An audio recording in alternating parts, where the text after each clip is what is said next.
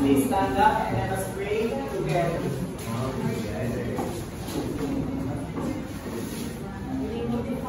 Son, Holy Spirit, Amen.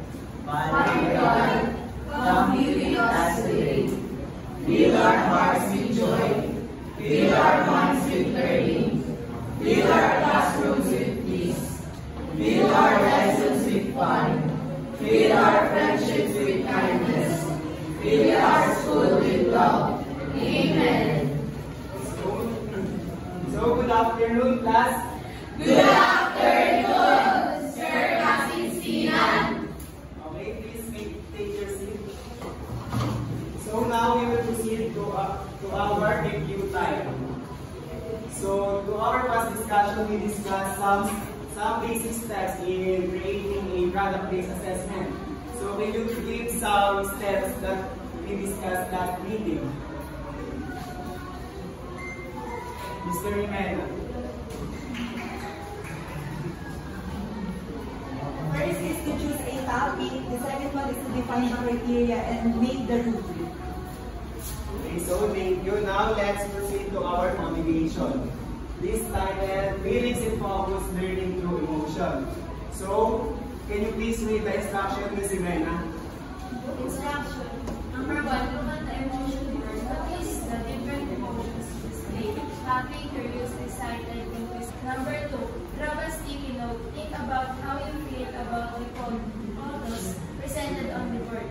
Number 3, place your note. Stick your note under the emotion that best matches how you're feeling.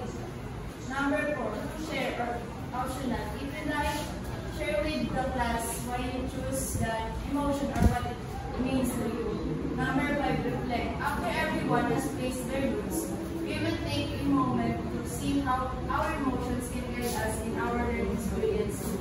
So, naiintindihan ba, class? Opo. So, meron ako dito ng word of emotion and meron akong sticky notes na tinatawag natin ball of emotion. So, pipiliin nyo lang siya kung saan emotion na napipil yung mga represent ko na picture.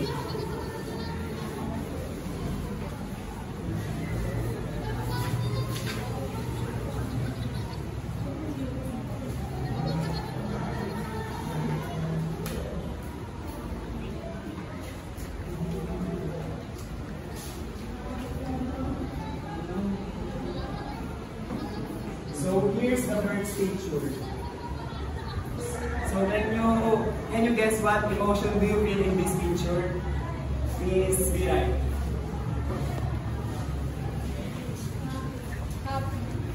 Okay, please put the ball of emotion to the happy emotion.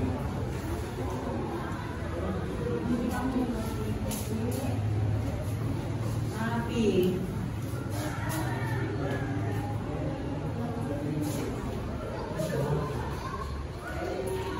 Thank you, Ms. Viray. Another picture. Mr. Mangilit. Three.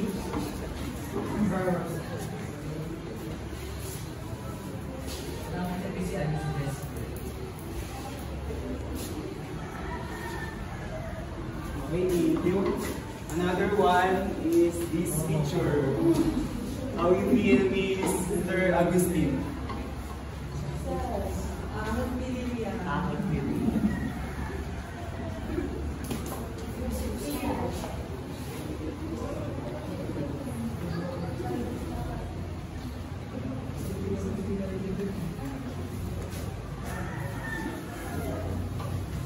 Another one, this picture. Miss Tibay.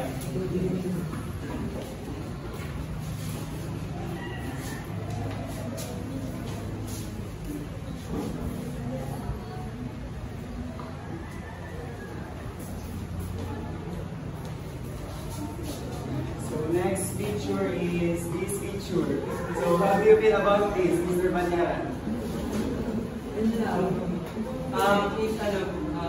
Fun. Ay, wala na option. I care pala.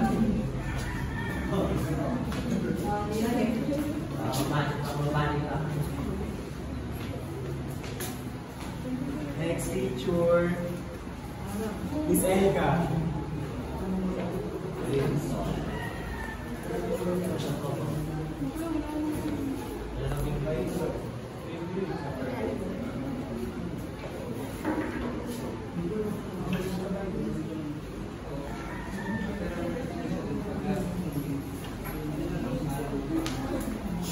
Elga, next picture.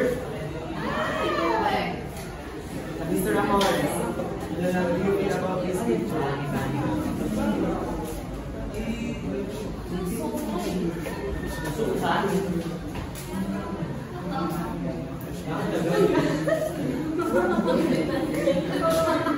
So the last one. Cockroach. Really cockroach. Miss Elena, what do you feel?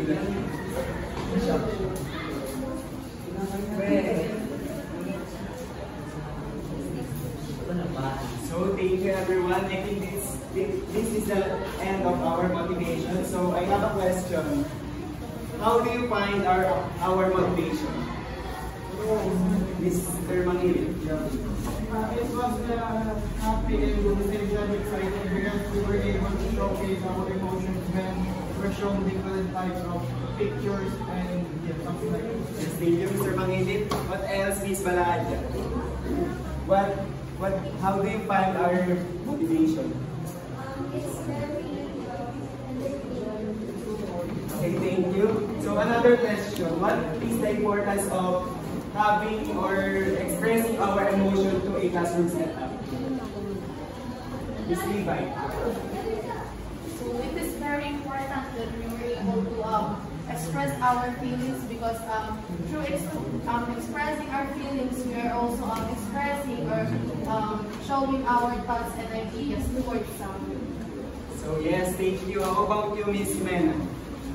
It's important because it helps us to feel relieved or relaxed. So yes, it is important to express our emotion to a classroom setup because it is how we reflect on our attitude and behavior around the classroom. So let's go to our lesson for today. Our lesson for today is entitled Affective Assessment and Taxonomy of Affective Domain in Learning Assessment. The learning objectives. Number 1 is understand the taxonomy of affective behaviors in students' learning using Radbourne's affective domain taxonomy. Number 2, explore the role of emotions in learning and methods for assessing affective outcomes. Thus, perform differentiated activities encompassing the affective domain taxonomy. So the first one is the affective assessment. Can you please read Ms. Aranas? Affective assessment. From the word itself, this type of assessment deals with the affective dimension of student learning. The affective domain from the Latin affective meaning. So from the word itself, affective, it is our emotion or the emotion of students towards the learning environment na pinapasukan nila. So mahalaga na hindi lamang yung cognitive and psychomotor domain ng mga estudyante yung sinusukat natin as a teacher. Mahalaga din na sinusukat natin yung affective side ng mga estudyante. Para pag sa ganun, naiintindihan natin yung mga attitude ng bawat isang estudyante natin sa classroom natin, yung behavior nila kung bakit pa sila ganun, bakit pa sila maingay. So kailangan na-assess din natin yung feelings and emotions ng mga bata, hindi lang tayo more on their critical thinking. So naiintindihan ba ang affective assessment? Yes. So let's go for the taxonomy of affective domain in learning. The first one is to receive. Can you please read Ms. Jimena? In this level of affective behavior, the learner demonstrates an awareness in an activity that is happening such that he or she gives attention to that activity. This level involves willingness to receive the stimulus. So as states here, sa to receive side of the taxonomy, kung saan yung mga estudyante is gumagana na yung utak nila na nire-receive nila yung mga knowledge or learning na binibigay ng mga teachers. For example, may activity sila, nakikinig sila ng maayos para alam nila kung ano yung i-respond nila sa next move na gagawin ng mga estudyante. So an example of that is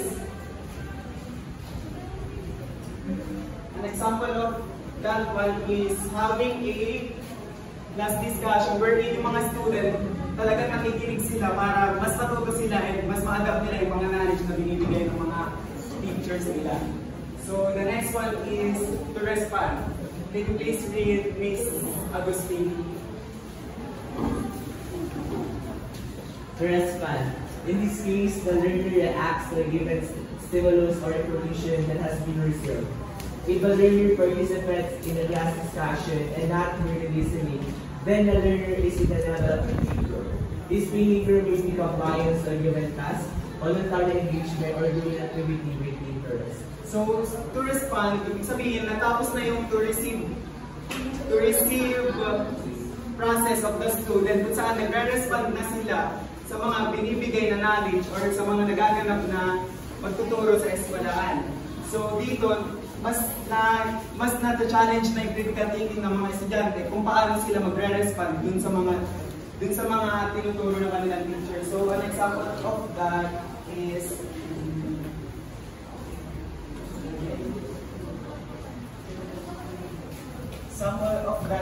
having a recitation. So, alam naman natin na mas nagre-respond yung mga estudyante kapag mas maganda yung pagtuturo na ginagawa ng teacher, kung saan nagre-recite sila ng maayos, mas madami silang nasasagot at mas malawak yung naiisip nila. So, naiintindihan ba? So, next one is to value. Can you please read Mr. Balyan?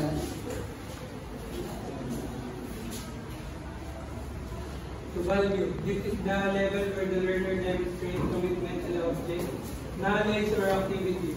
Here, the learner has to turn to a set of specific values such that these values are manifested through overbearing. So, thank you, Mr. Balyan. So, in this case, to value is nagkakaroon na yung behavior ng mga estudyante ng pagpapahalaga sa mga paligid nila, kung saan mas nagiging aware na sila and nagagamay nila kung paano sila magre-respond dun sa mga nare-receive nilang knowledge galing sa teacher. So, example niyan is this picture, kung saan nagaganap na yung awareness nila sa paligid, kumbaga naglilinis na sila ng paligid nila, na nagkukusa sila na magdampot ng mga kalat sa paligid nila sa school, nang hindi inuutos ng mga teacher. So that is valuing. So the next one is to organize. Can you please read Mr. Mangil? Yes. To organize, this is the level where the learner internalize and integrated his or her feelings, emotions, beliefs, opinions, etc., resulting in actions or new values and traits to emerge. So to organize is, it states here na kung saan na i-integrate na yung iba't ibang feelings or emotions ng mga estudyante according dun sa mga beliefs or opinions ng iba nilang classmate. So for example is having a group discussion. So this picture, nagpapakita siya ng group discussion kung saan bawat isa sa kanila nag-share sila ng knowledge and opinions na makakatulong sa kanila at na makakapag-react ng maganda. So next one is to characterize. Can you please read Ms. Panganiban? Characterize. In this level of affective training, the learner demonstrates his or her beliefs and attitude not only in a single event or situation, but in multiple events, showing consistency of the behavior that establishes an image or character of the learner. So, to characterize, dito napapakita na yung character ng isang estudyante dun sa mga natutunan niya, dun sa mga beliefs na na-adapt niya during sa kanilang discussion or sa classroom environment nila. So, example of this is this picture. Kung saan nahihirapan siyang magsagot kasi sobrang dami ng beliefs, opinions, and knowledge na nadala niya, and that reflects to her character. So that is the end of our discussion. Naiintindihan ba lahat? So we were now having a group activity, but before that, can I ask you to give another example about the taxonomy of affective domain, which is to characterize.